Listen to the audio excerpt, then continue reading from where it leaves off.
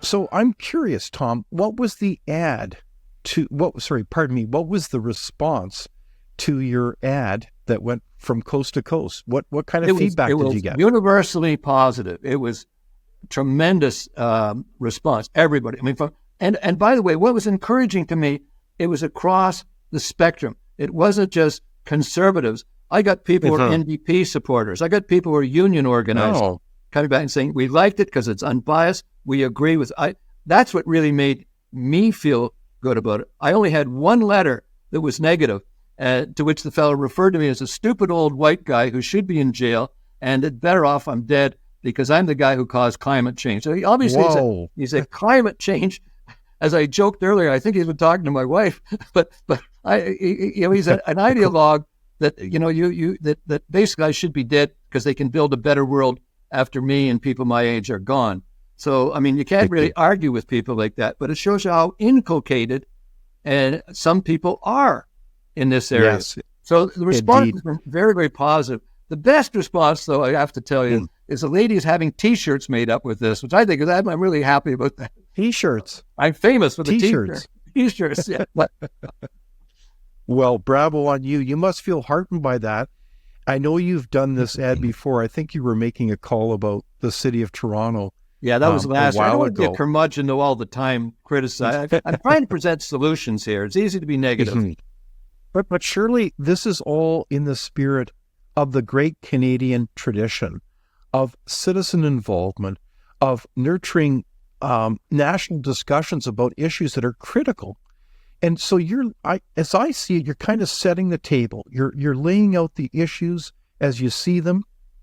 You're giving us a bit of reality therapy and trying to wake people up who care about this country, who care about the next generation, who want to say, we can't just take this and accept this dysfunction as the new normal. Is that right? You're absolutely right. And I can't sing "Oh Canada" at a hockey game without getting choked up. That's how important this country is to me. And many I'm not unique here. I don't see myself as any great patriot or anything. That's how I feel about this country. It's been wonderful. This has been a safe haven since before this country got started. You come here to avoid the pain, the suffering, the danger, the threats, the tyranny. You come to Canada, whether that be during slavery or loyalists or even draft dodgers during Vietnam or whatever you want to name. You came to this country to be safe. And we provided a wonderful, we should be so proud of the things we have done. And it is not the role of government to steal my history and to steal our pride in what Right we've on. accomplished, whether it be at Vimy Ridge and World War II, participating way beyond our size. This has been an amazing country, and we should be rejoicing in it. None of this half-mast nonsense. I agree. So I like the call to patriotism. A healthy patriotism says we need to celebrate and recognize the special things about our country, the rights and freedoms, the whole idea that the government is there to serve the people, not the other way around, but also that we have a proud history. We're not perfect, but darn it, there's a lot of reasons why people come to Canada. And speaking of coming to Canada, why do you think we have this, when you add everything in, it's not just the immigrants and illegal immigrants that are coming here, but it's the temporary, student visas, the whole bit is almost 2 million people. I mean, these numbers, Tom, as you know, the historical numbers of immigration are stunning. I mean, they're just Absolutely. record numbers. Why are they flooding the zone of this country with 2 million people a year, and people can barely find a house in many different Canadian markets? Why are they doing this? Well, you got two problems, basically. Immigration is one thing, and there's a balance to things. Now, there's always been a backlash to immigration. My grandfather on my mother's side came over from England in the 1900s, and there were signs saying no Englishmen need apply. Can you imagine? Horrors. Sorry, no Englishmen, really? No Englishmen. Now, my father came from Ireland. Now, that we understand. But there is a balance of things, and we tend to flood, whether it be Italian immigration or whatever. Yes. Everybody think, oh my gosh, we're changing ourselves. But we have had overload. The world is trying to escape from these tyrannies, whether it be in the Middle East, etc. I always had this one rule for immigration: leave your luggage at the door. You come here to build a better country. Okay. Leave that prejudice, leave that stuff. And my family's from Belfast, so I know a little bit about that stuff. So Indeed. leave those at the door.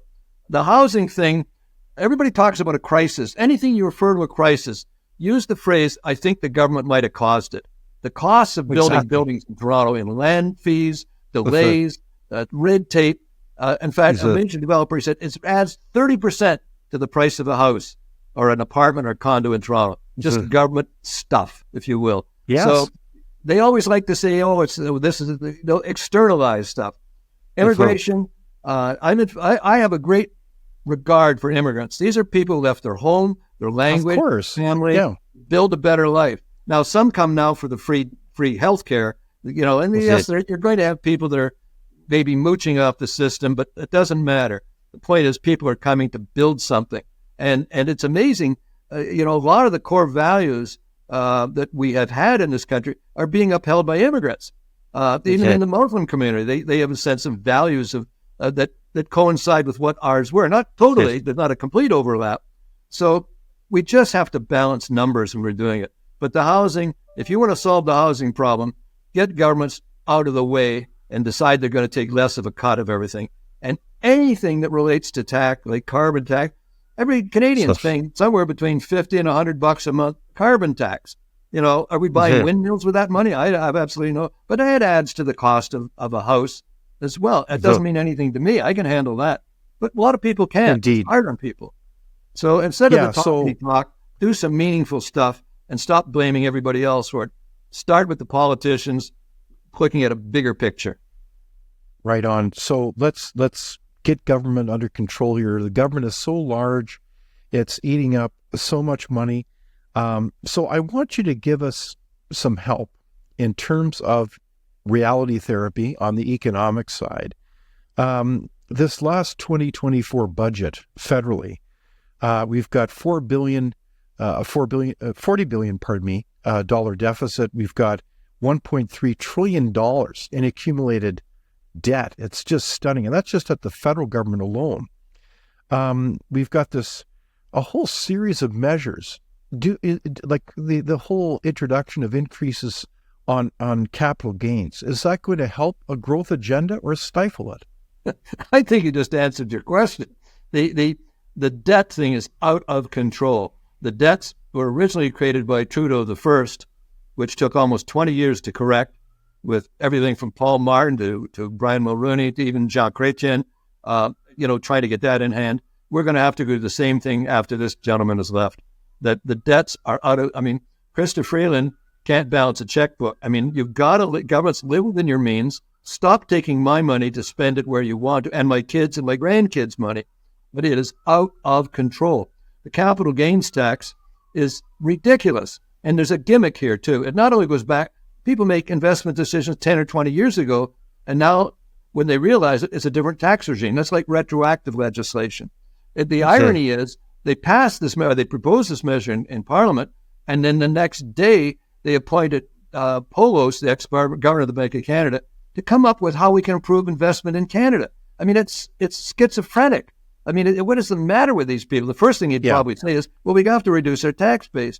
But people who want to build the country, I can point to one investment we made in a company for $6 million, and I can point with a Deloitte study that showed as a net result of that, there was 100,000 plus jobs created in this country, $15 billion in tax revenue. That was from a $6 million investment many, many years ago that made the capital structure available to do something with. So I don't think they understand that. And it was basically Trudeau the First that was educated in the Fabian socialist style of classical economics of no growth. Therefore, the job of government is to redistribute. And Trudeau the Second is exactly the same. He doesn't understand growth.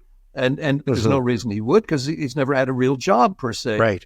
But I would expect that Parliament, the MPs, the Liberal Party, they're the ones I hold responsible, not necessarily the Prime Minister. They're the ones that have foisted this person upon us. They're the ones that should be pulling the plug on him, because it's not working. Yet we have to sit for another year plus, because the caucus can't say, Margaret, it's time to go, as British did. Yeah, but I think you're onto something here, in the sense that when it gets down to brass tacks, this is an urgent situation, right? Like this whole introduction of the capital gains tax. There should be zero tax on capital gains if you really want to get this country moving, in my opinion. What they're doing here, it's a gimmick. They want you to take your gains now at a lower rate so they can get that money in right away. And also, capital gains was introduced as a substitute for the inheritance tax.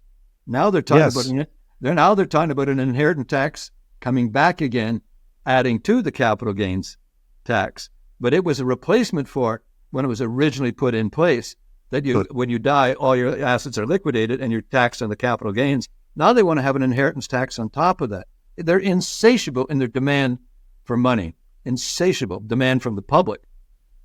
Yeah, I think you're absolutely right. And I think what you've alluded to this several times, there's a moral issue to this, Tom.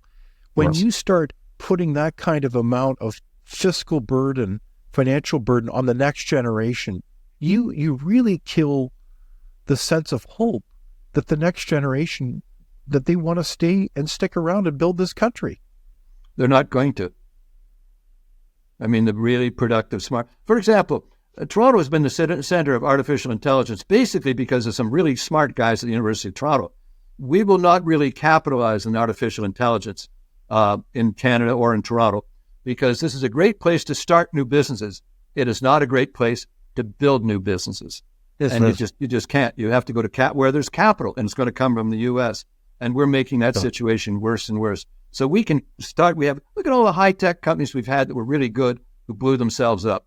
You know, BlackBerry, Northern Telecom, etc. We don't have any real world beaters in high tech anymore. We should.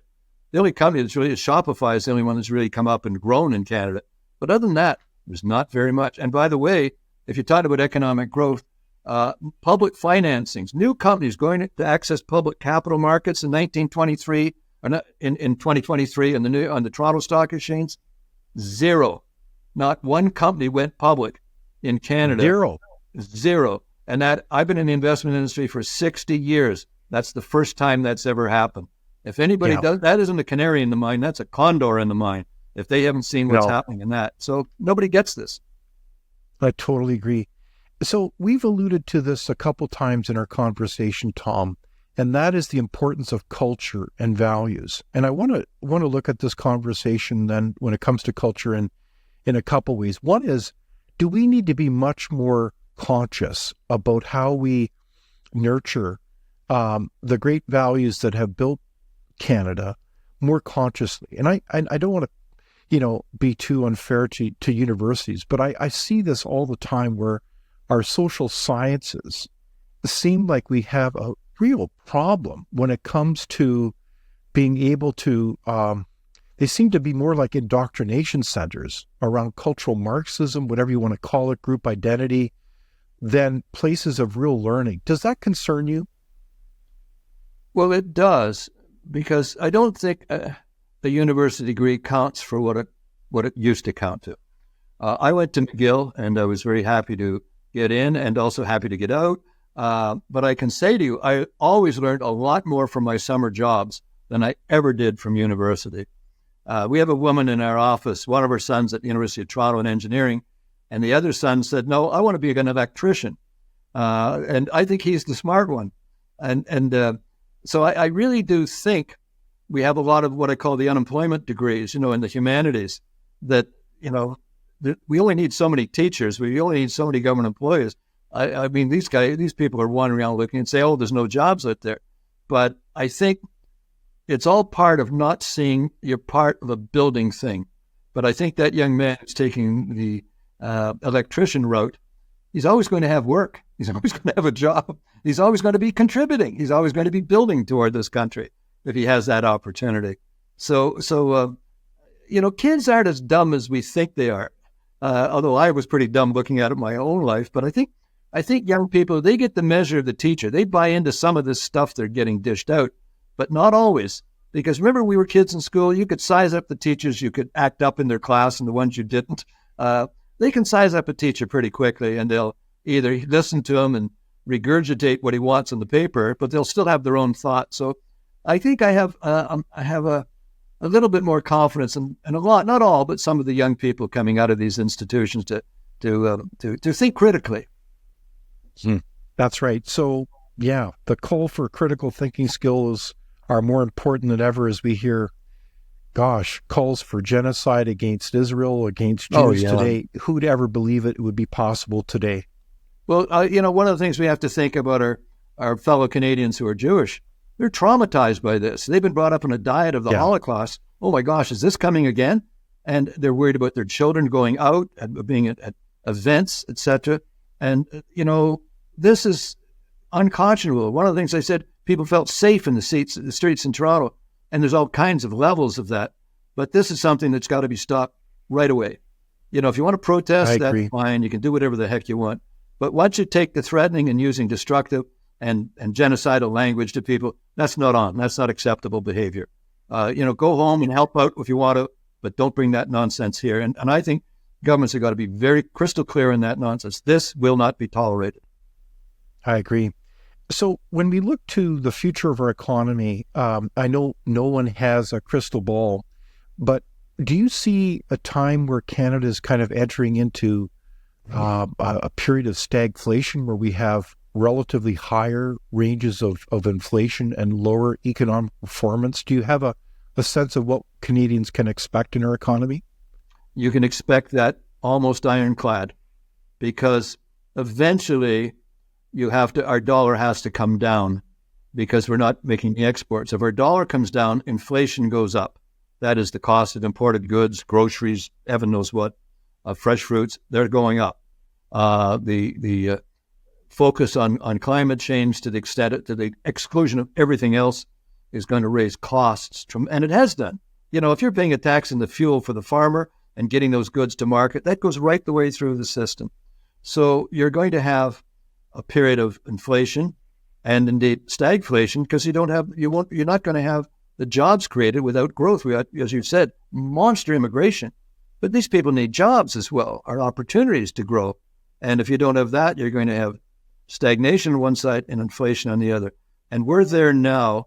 And if governments don't realize it, then we have to wait till they can be replaced with something else. I don't know what that something looks like, but you need people who can think beyond, trying to buy votes, think beyond the obvious, think beyond the popular trends that everybody, you've got to be able to do some thinking to say, how are we going to build this place?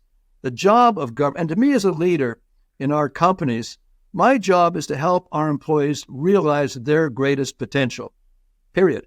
And that's the job of government with their citizenry. Help set the stage, provide the environment for Canadians to achieve their greatest individual potential. Never mind overlapping it with your views of the world, how they should be, particularly when you have no experience with the world.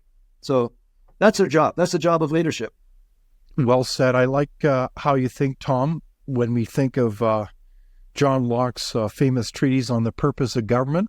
Let's help realize people's potential through those rights and freedoms, whether it's the rights of property rights and freedom of speech are also important to make this mix go forward in this prosperity. And it's almost like we take it for granted. So as we kind of wrap up our discussion here, Tom, and it's been certainly a delightful, far-reaching one, I think your ad, again, is a powerful call to reset things. And one of the things that I just see at the heart of this is what I would refer to as magical thinking around where money comes from, that money grows on trees, call it modern monetary theory, whatever you want to call it.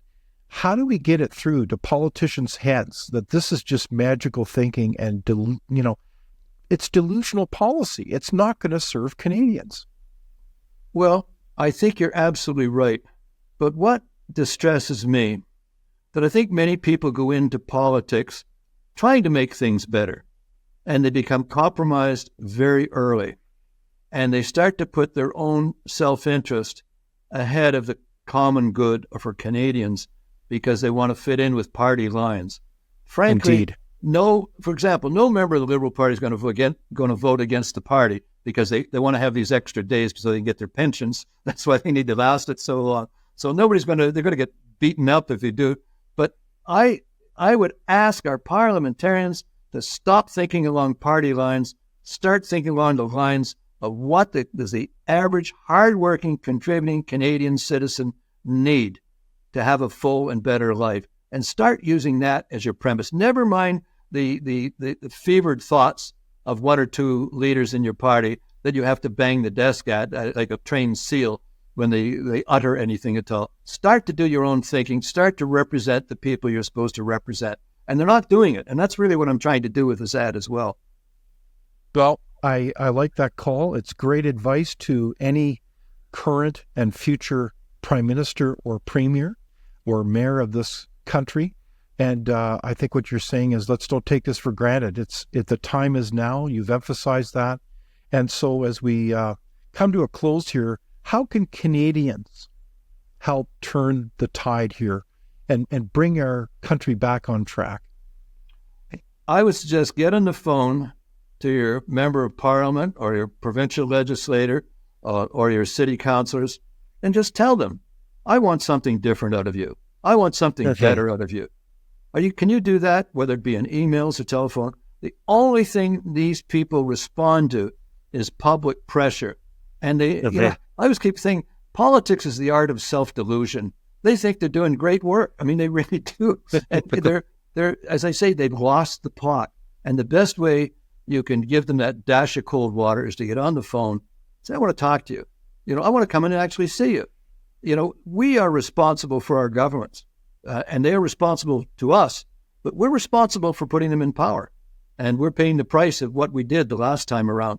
And so we'll see what happens. And again, other parties have to present winnable, viable candidates as well.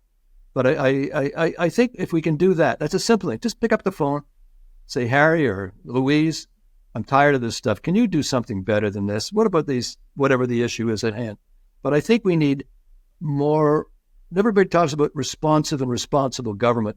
I think we need responsive and responsible citizenry. Well, there you have it. A call for responsible, active, engaged citizenry. So pick up the phone. And that's from Thomas S. Caldwell, the chair of Caldwell Securities and Urbana Corporation. Thank you so much for joining us and for prodding us to move forward as a country together. Thank you, David. I really enjoyed our conversation. All the best to you. Thank you so much, Tom. Without open discussion and debate, you're not thinking, nor are you free. Comment below. We'd love for you to join the conversation.